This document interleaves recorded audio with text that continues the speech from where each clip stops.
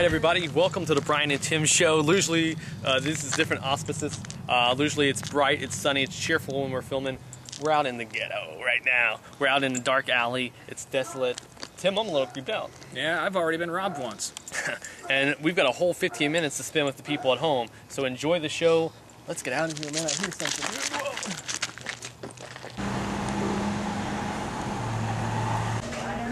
Alright everybody, we're at the first Jack in the Box in Ohio. Now this is a West Coast chain. It just came to Ohio. There's been traffic around this place. They have security officers outside. Not right now because it's like 1 in the morning. They're open 24 hours, by the way. Tim, they have 2 tacos for $1. I've heard about these for years. I finally get to try one. Meat, maybe a little bit of cheese, lettuce, and taco sauce. 2 for $1. I mean, they can't be that bad.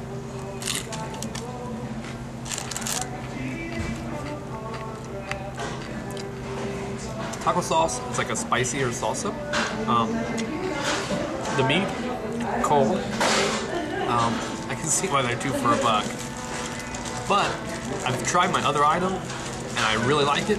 I know my friend Nick, if he's watching, would dig these bacon cheddar fries.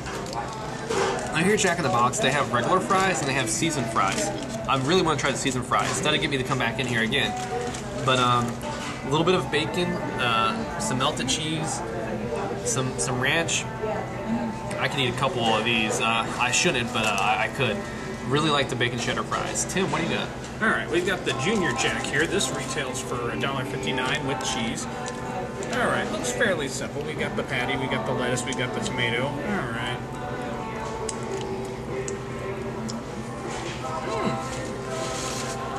This is a tasty burger. It looks pretty good, I gotta say. Moving on. A lot of places, the burgers, you know, everything just looks congealed into one. I mean, everything, you know, kind of stands out there. Moving on, we got the nugget. They look a little bit on the thin side. Yeah, I can see the black pepper. It kind of reminds me a little bit of the Wendy's nugget. It's not too terribly dried out. It hasn't been sitting under a light for a terribly long amount of time. Yeah, I'd have to give these a passing grade at the end of $1.29. And as Brian already discussed, we have the bacon cheddar fries. Which mine were hot, and I give those a thumbs up. Unless you're very cost conscious, I might skip the taco, which I was really looking forward to. But yeah. Well, the bacon cheddar fries are $2.79, so they're a little pricey on their own. But you know, like Epic Mealtime says, add bacon, and add bacon, and add bacon. You're watching the Brian and Tim show! Yeah. All right. What do you got for us next, Tim? Well, I'm a fan of M&Ms. I'm a fan of candy corn, so they took the 2, put them in a blender. We got candy corn, M&Ms. I did not know that they made these, actually, until you just poured them out into your hand. Always excited to try new flavors of candies and drinks. And these are Pro M's because they earned their M's. I don't know if you can see that. It's very dark out here, but you remember the old commercials, the trials that the M&Ms had to go through to earn their M's? Oh, yeah. That was before the CG M&Ms came along. Man, this is interesting.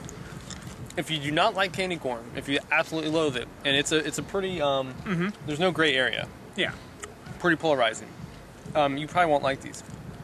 But if you like candy corn, these are definitely candy corn M&Ms. There's no hiding it. Oh, yeah. It's right out there.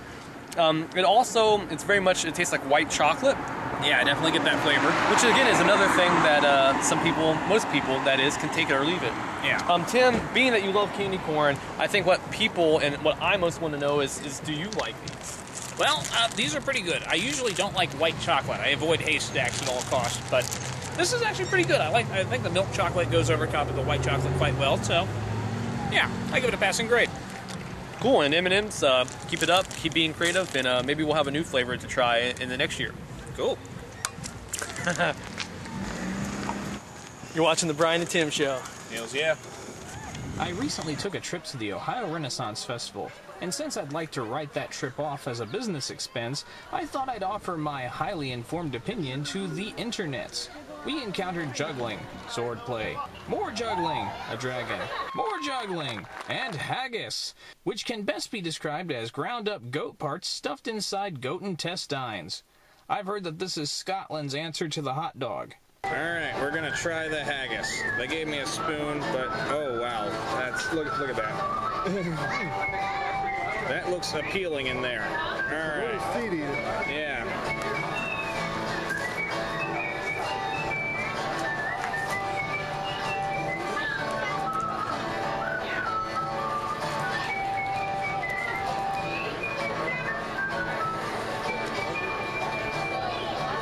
There's not a lot of flavor to it. It kind of has, you know that kind of spicy cooked rice that you make sometimes? Mm-hmm. That's the only real flavor I can kind of pick up with it. Everything else is kind of mush and, yeah.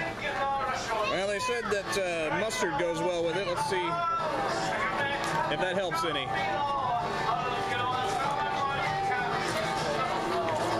Just put a little on there. Usually I don't like mustard all that much. Yep. Oh, it disintegrates in your hand. Hold on. Yep. There's Perry up there. There are some things that mustard I think is just great on it. Actually, mustard complements this really well. In that same tavern, I was treated to live music, including a bard who was kind enough to sit down with me. My name is Captain John Stout. Alright, what do you do, John? Oh, I play music. Nautical music, Irish music, Scottish music, Welsh, Canadian, Australian, American, English, I know. A little bit of everything. I'm folk music. Nice. Now, if people just browsing in, where can they find your music? Do you have a website or anything? Yes, I do. It's www. Is that 3 or 4? It's only 3 W's. Yeah. Porter Stout, just like the 2 beers.com. PorterStout.com. Alrighty. Now, I'm assuming you're other places besides just the Ren Fair. If someone wants to see you live, where can they find you usually? Mostly I play around my home in Cleveland, Ohio. Okay. There's an Irish pub there called the Claddagh Irish Pub. I do a monthly gig there, usually. It changes dates every now and then. 4-week schedule on a 5-week month, you know. Can you give us a small sample? Sure. Same in music for.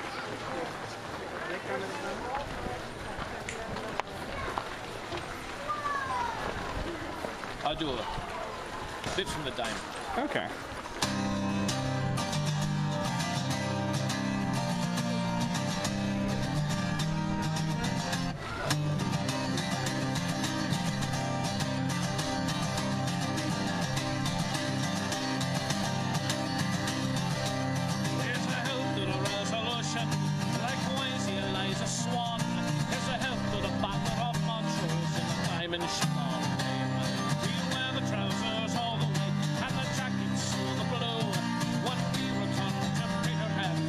Sweethearts on board, and it's still. 'Tis the glory we sail on a bonny ship, the diamond is off the shin on our well, and it's still. Let your heart never fail on a bonny ship, the diamond is off the shin on our way.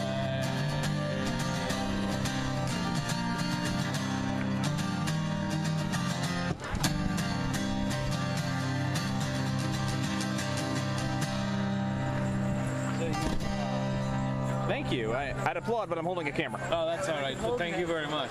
I purchased Captain John Stout's CD, Past, Present, and Future, and I highly recommend it. Captain John's voice has a slightly epic sound to it. From Bantry beyond the Derry and Galway to Dublin town. No need I say the brown Colleen of a Matan the county down. He easily transitions from a heavy, serious tone That song beats great tattoo, but the Angelus bell o' the living swell rang out through the foggy dew. to a fun, upbeat, silly song. Johnny, come up to the fire, come up, you're sitting in the draft. Can't you see it's Mick Maguire and in there it drives me daft. I don't know what gets into him, but he's always on the tear. Or just see where you are and never you dare to get Mick Maguire the chair. Best of all, I found a traditional Irish song that I've been looking for a while now. It's about some knock-you-on-your-ass potent cider called Johnny Jump Up. No, never, no, never, no, never again. If I live to be 100 or 110, and I couldn't get up after drinking the quarter that Johnny jumped up. Wrapping it up, the haggis was meh, but the music was awesome. I highly recommend you swing over to Captain John Stout's site and support a local artist. Antsy the Dragon. All right, that was another episode of the Brian and Tim Show. As always, thanks for watching. Don't get hit by cars. And subscribe. Does it feel like you? As I stare at the wall, I feel like my memory's here.